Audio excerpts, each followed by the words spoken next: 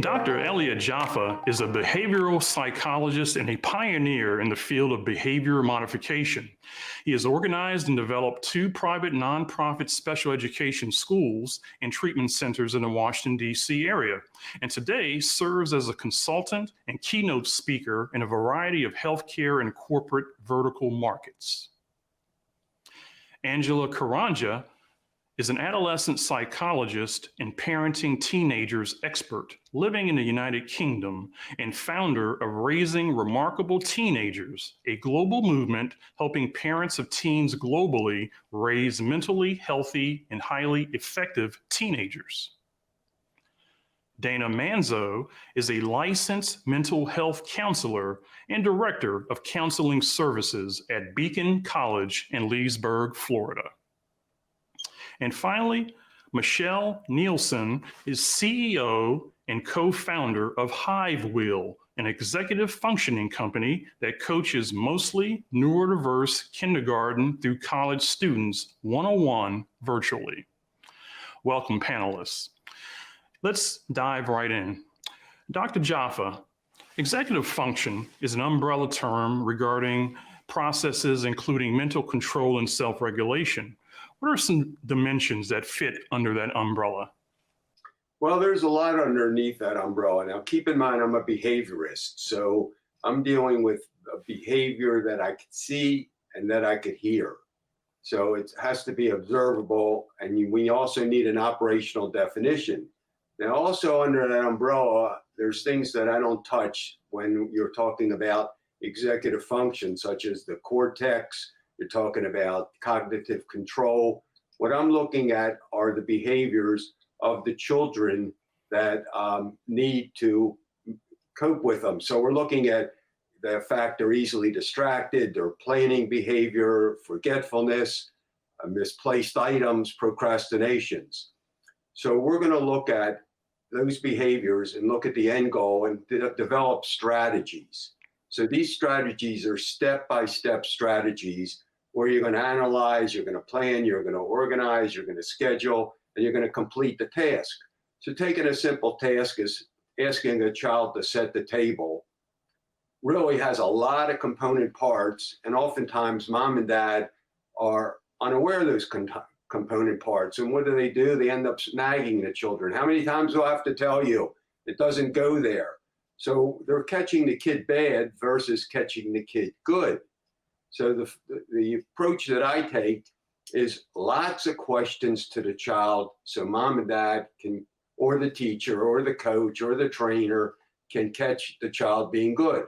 So if you're talking about something as simple as setting the table, let's start with the planning and say, okay, how many people are going to be eating tonight? 4. Great. And how many plates do you think we're going to need?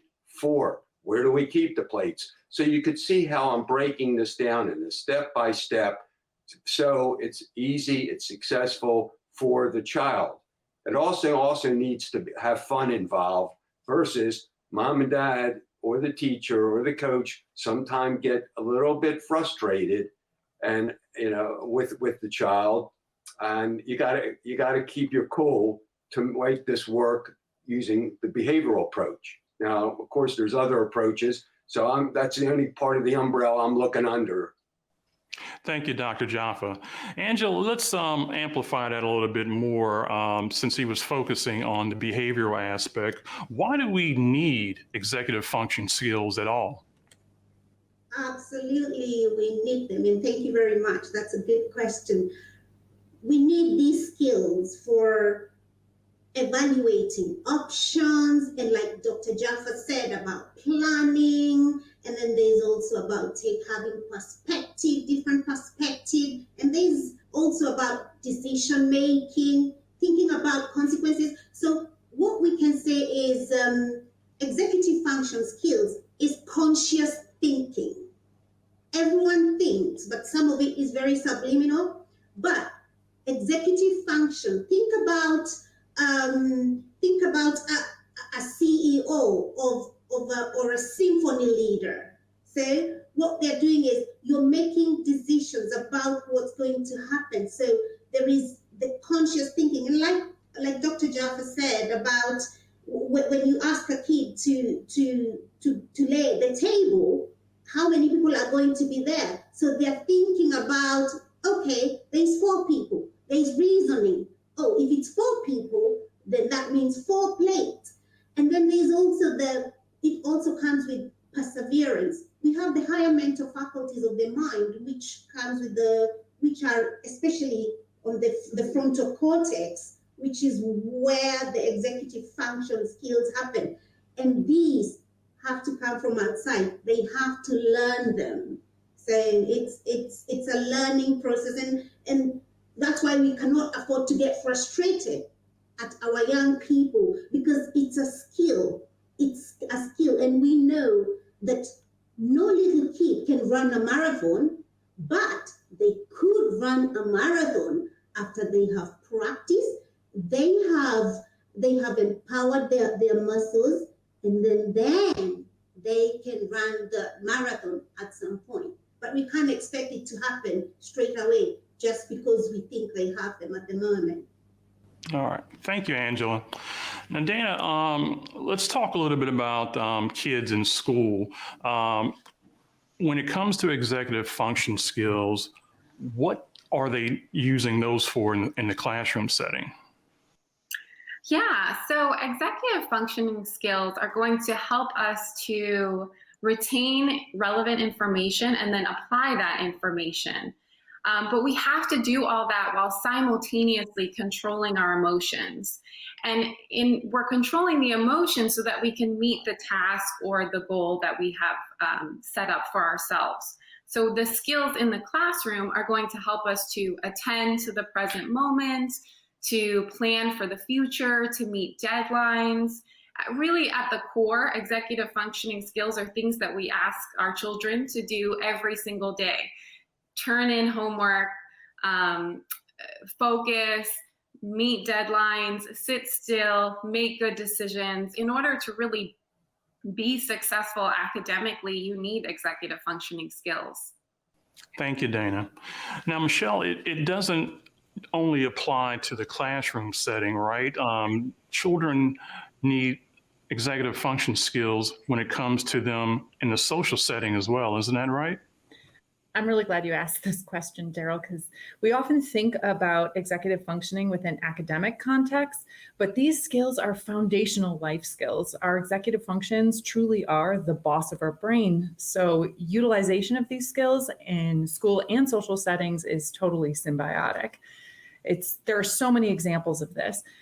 For example, response inhibition. This is how students stay quiet when their teacher is speaking in the classroom. It's the same executive functioning skill that lets us listen when friends are speaking or parents are speaking and not interrupt them.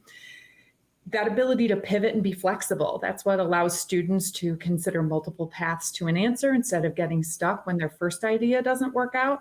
That flexibility also prevents anxiety over unexpected changes in social situations, such as where you're going or who's going to be there. Those are just a couple examples of how executive functions really have this symbiotic relationship with our social lives.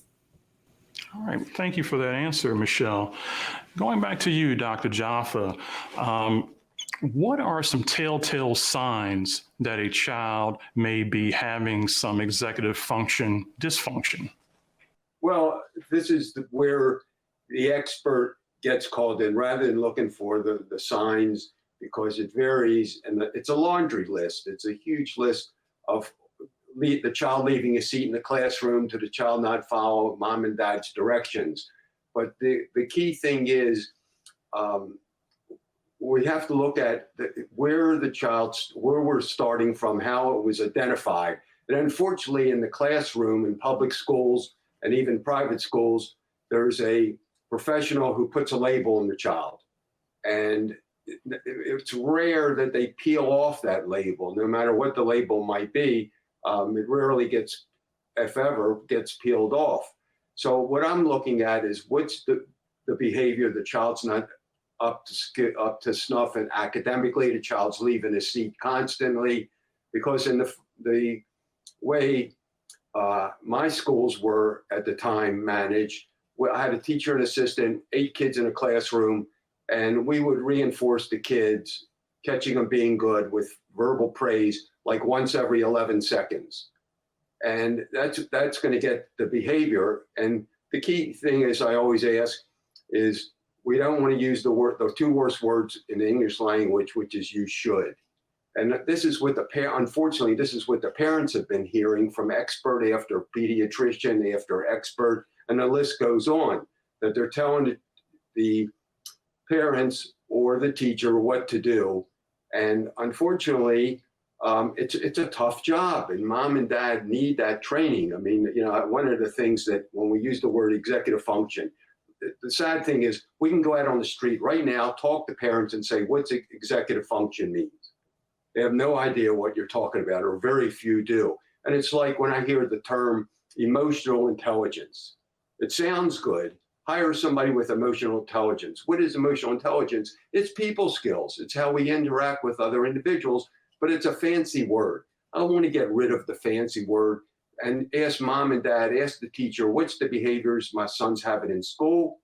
Give me the specifics. Let me tell you what the problems we're having at home. He forgets, he misplaces things, and then we deal with the strategy. So I got an idea. Let's put together a workshop for mom and dad. Sounds great, doesn't it? Bring the kid into the workshop. The ideal workshop would be having the parent or parents there along with the child, working with the child in the classroom with the teacher there, so they could actually see how, again, remember, my approach is behavioral. I'm not using a lot of the words that my colleagues this morning have spoken about. We're looking at the nuts and bolts of, back to that table setting. We talked about, we got 4 people coming for dinner. How many plates do you need? 4. Okay, what else do we need? Get everything that child's going to need to bring out on the table right on the kitchen counter. Now, the mother's going to say, you forgot the placemats. There you go, catching the kid being bad, as opposed to saying, what does the plate, what sits under the plate? Placemats, great. Put that on your list. And now the list, we obviously want to make it mental. We may need to do a visual thing, but it's the step-by-step strategies that are going to get the desired behavior with a lot of positive reinforcement. Because, I mean, I've been working with autistic children when my hair was a totally different color. And they were doing things that you're not allowed by law to do today anymore. But my best example is whenever I meet an autistic adult or child, you don't get eye contact. That's the first thing you need for whether it's executive function skills or social intelligence skills. Because I always say to the kid, I can't see you. What do? They immediately look you in the eye. And that's, I got to share this with our audience. An 18-year-old kid put me to pieces when he looked at me and said, "What's the matter, Dr. Jaffa? Are you blind?" And I said, one for the kid, I lose. Thank you for that. Well, Angela, do these difficulties with executive function manifest themselves more significantly in middle or high school? Yes, and the reason, and I'm glad you asked that question, and I'm going to say the reason that happens is because at that age, there is more expectations, because we are looking at these kids now, they're bigger, right? We can see that they are bigger because kids grow bigger. So we've got bigger expectations for them. However, we forget that at that age, which is usually between 9 up to 25 in neuroscience, we know that that's the adolescent age, that's the adolescent brain.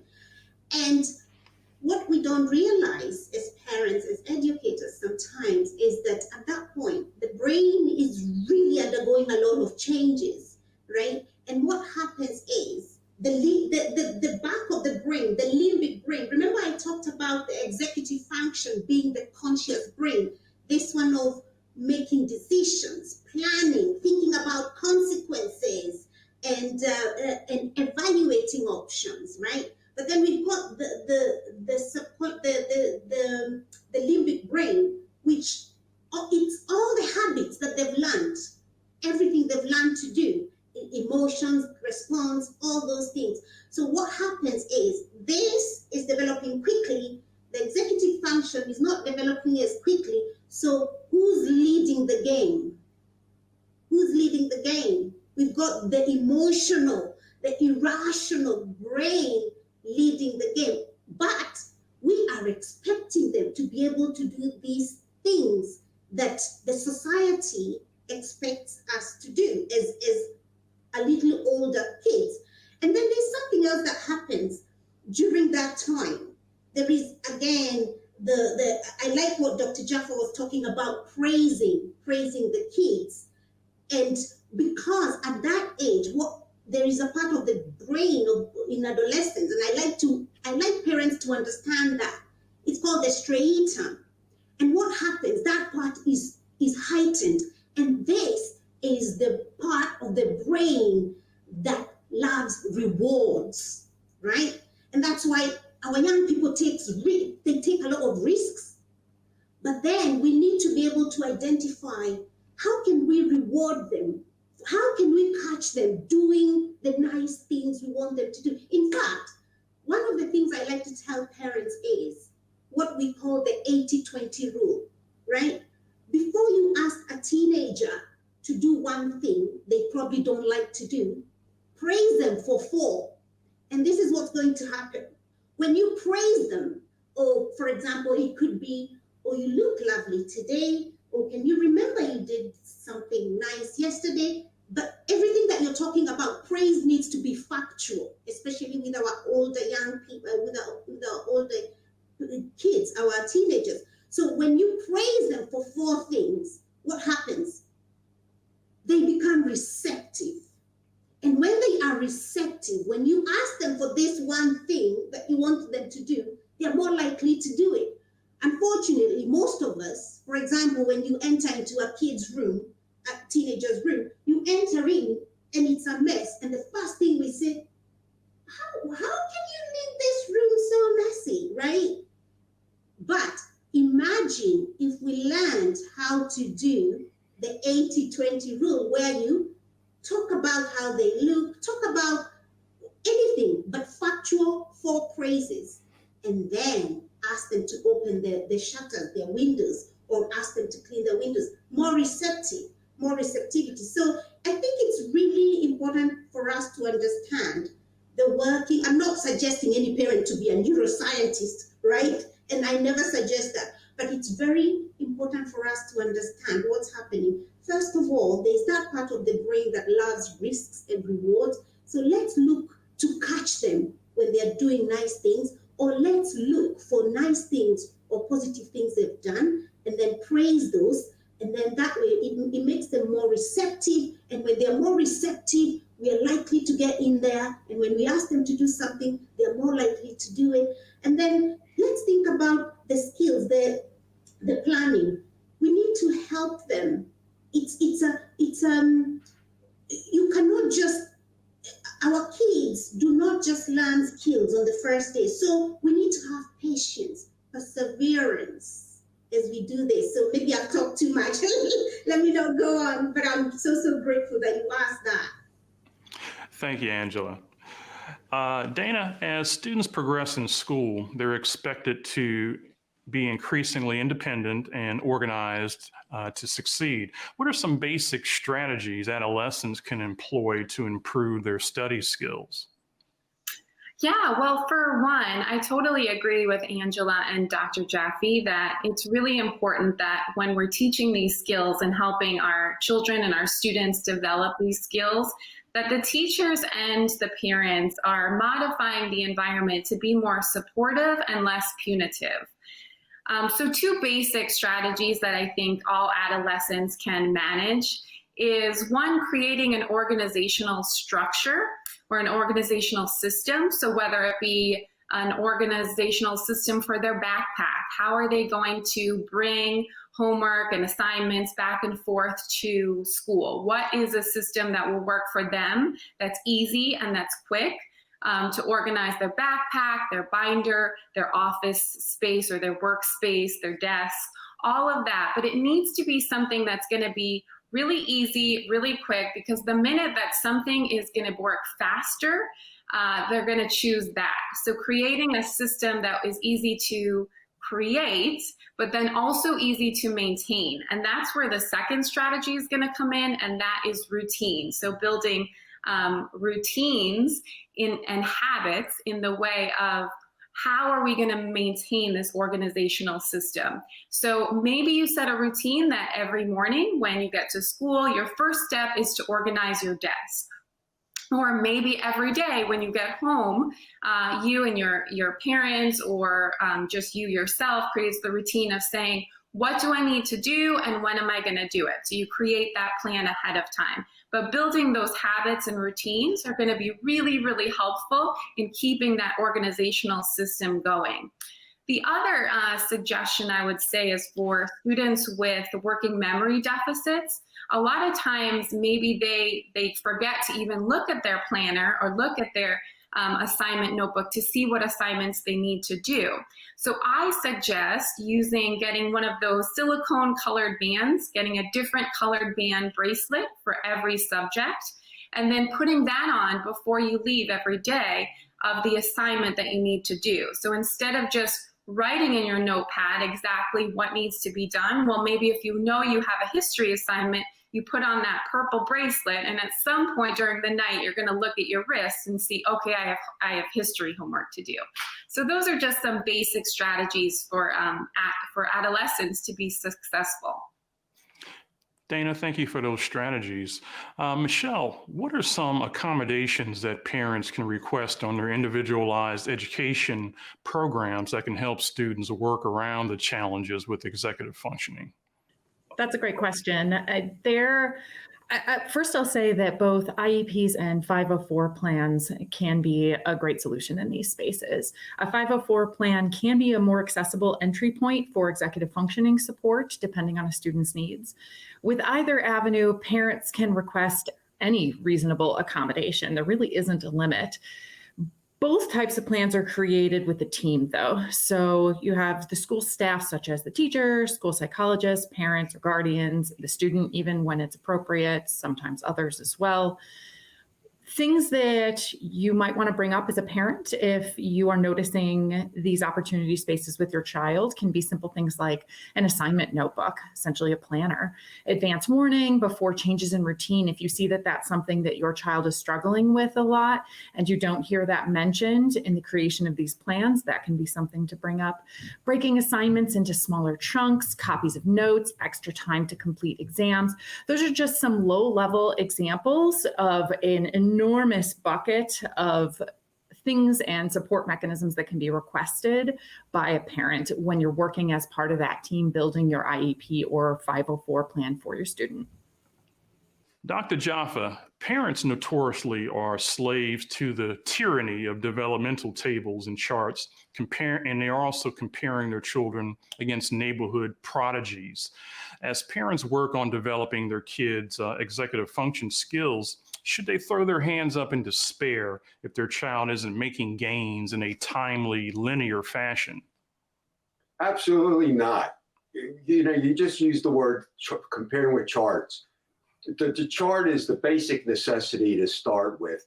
My next door neighbor was complaining about her 5-year-old daughter who's not following directions. And I said, do you have a chore chart? And she says, what's a chore chart? So I explained, come up with your daughter with the 10 things she should be doing, from brushing her teeth to hanging up her coat. And she gets a star. Simple, basic system.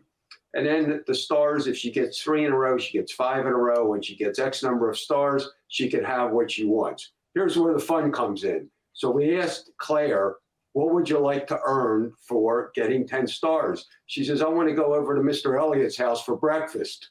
So I said, fine, I got no problem with that. So when she got the charts, we got the stars, the mother said to me, she's got the stars, she wants to come to your house for breakfast. I says, fine, let's do it tomorrow, morning. She shows up with the milk and her cereal herself. I says, I did have the food ready for her, but we got to start with exercises in the house. Like, for example, a lot of, children and teenagers, it's basic. My recommendation, the prescription I'm going to write is twice a day, once with mom or dad, and second time with dad or mom. 10 minutes doing some mental exercises, such as simply saying, I'm going to say 3 numbers, you repeat them. You have the 396, child says 396. After half a dozen of correct answers, take it to 4 numbers, then take it to 5 numbers, or give 2 commands. Put the book on the table and put the pencil on your desk. 2 tasks. Then put the book under the table, put the glass in the sink. Catch the kid being good. Then you take that to 3 tasks. So these are easy exercises for mom and dad to be doing at home twice a day. 10-minute sessions. You don't want to tire anybody out. But the key thing is for mom and dad to ask questions rather than telling the child what to do. Where does your coat need to be? Hang up your coat. How many times do I have to tell you to hang up your coat? No. Where does your coat need to go? In a closet. Great. Can you show me? The child opens up the closet, puts the coat in there. Fantastic. You're doing a great job. So again, everybody has to work as a team. Get brothers and sisters involved. May be a little chore there, a little difficult, but twice a day, 10 minutes a day is my prescription. I'd love to build on what Dr. Jaffa was saying for a moment. He's totally right. And one thing that I see a lot as parents, we worry because we're afraid of the future. And neurodiversity can be frightening. It feels different, and different, we're kind of told, is bad. But I regularly remind parents that 35% of entrepreneurs identify as dyslexic, including Charles Schwab, Steven Spielberg, just to name a couple, and 30% identify as ADHD, including the current CEOs of Virgin, JetBlue, and IKEA. You know, our challenges, they breed resilience, and resilience is what breeds success. So as easy as it is to feel fearful about the ways in which our children are different, those fears are truly what we can let go and recognize as strengths for our children. What makes them different is what sets them apart. And what sets them apart is what sets that foundation for success. Thank you for that, Michelle. And I'm going to have to confess that Michelle must be psychic because she has hijacked my next question for Angela. So now I have to pivot here and come up with something new for you, Angela. But here's the question. What I'll do is ask you to amplify what Michelle was saying. Now, how do you translate that into language that a teenager is going to embrace? Because as Michelle rightly pointed out, being different, having a learning difference is kind of like wearing a scarlet letter, because as a teenager, anything is embarrassing. And for them to know that they have these kinds of differences probably makes it even more difficult to be a teenager, I'd imagine. Of course, and I like what Michelle said, and obviously you went on with what Dr. Jaffa said. In teenage years, they have what we call identity crisis, right? So remember, they've been children, they've been little young people for the longest, for up to 8 years. They've been conditioned to do this, to be this, and all that. But now they're coming to a stage where they're being required to evaluate options, reason, plan. That's hard work for the brain. It's hard work for the brain, and they're not used to it. And that's why these are skills to be developed. And what Michelle was talking about accepting that we are different and it's okay. It's about us as parents helping them to process, helping them to ask questions. Why? Why am I, for example, they go on Instagram or wherever, they see this person is doing this, is looking like this, and they want to look like them. Why? Encourage your young people to ask, why? Why is this better than this? And when they can find the rationale behind it, that helps them process. Actually, it is okay to be different, and it's okay. But just to say that we as parents, we as educators, we as the society must model it is okay to be different, because a black child. I cannot be telling them it's okay to be different. You don't have to have this sharp. You don't have to have straight hair and all that.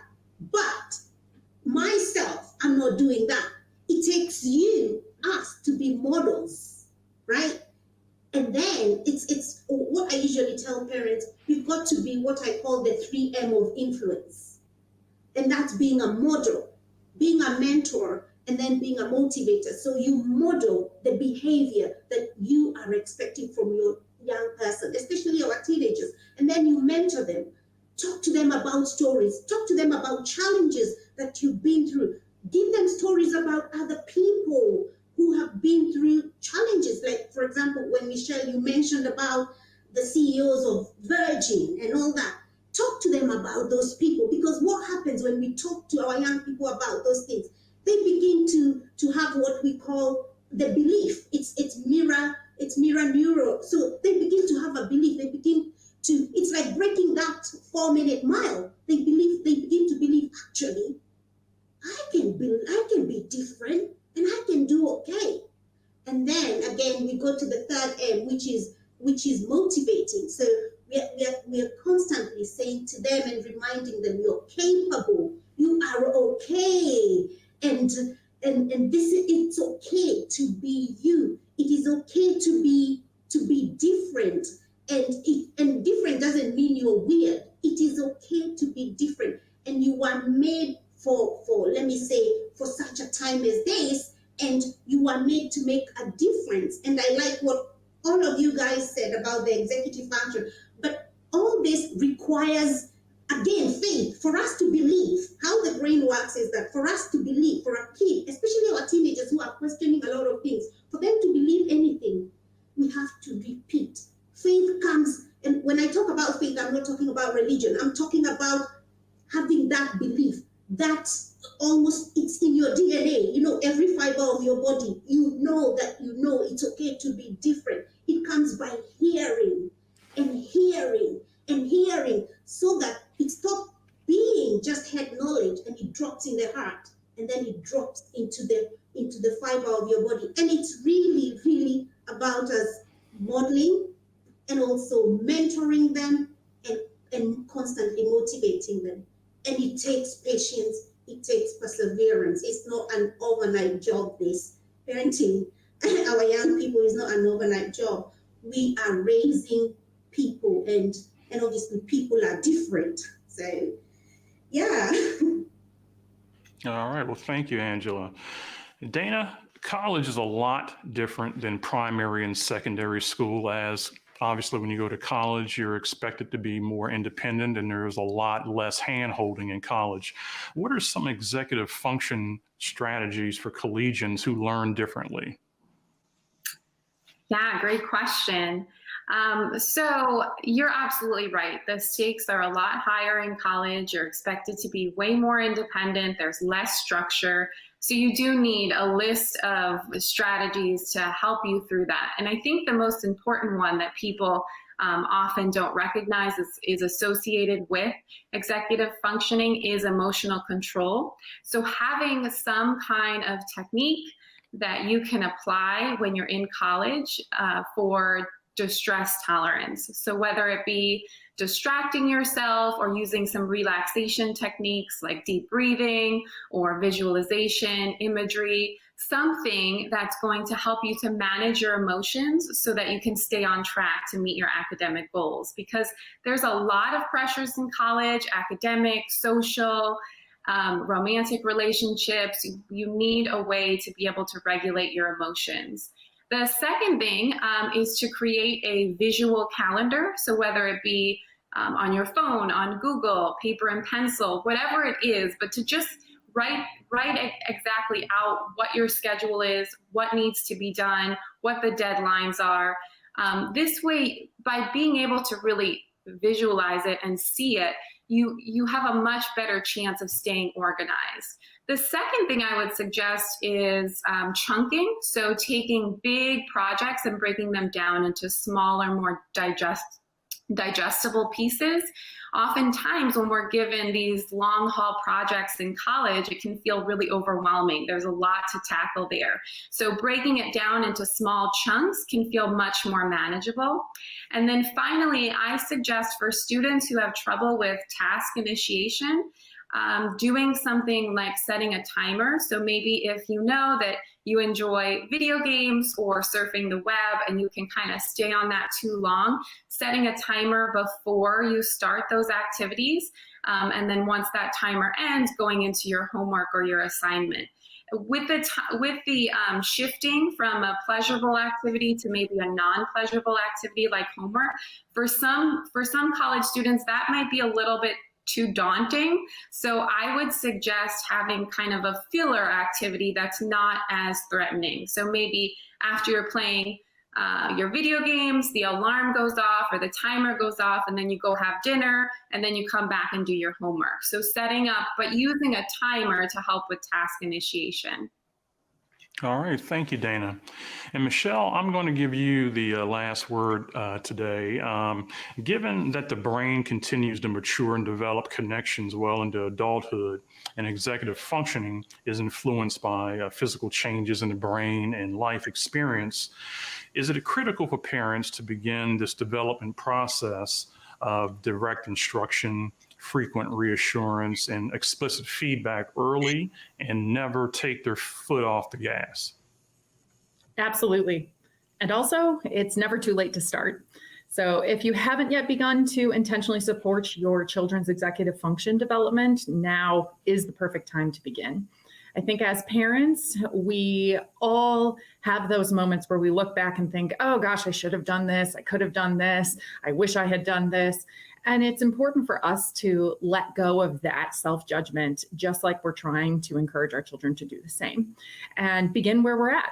So while yes, it's great if we're planning ahead and we're aware to begin this kind of reinforcement process when our children are extremely small, or even before school age, it's also today is a great time to begin as well. That also is a great opportunity to capture. If you're unsure where to start, there are wonderful resources from books to organizations such as ours, to your children's schools, all these places and so many more. They can give you a place to start with that beginning first step of coming to the how. How do you strengthen your children's executive functioning skills, and where do you begin to do that in the home and as a parent? All right. Well, Dr. Elliott Jaffa, Angela Karanja, Dana Manzo, and Michelle Nielsen, thank you for joining us on A World of Difference, and thank you for the knowledge.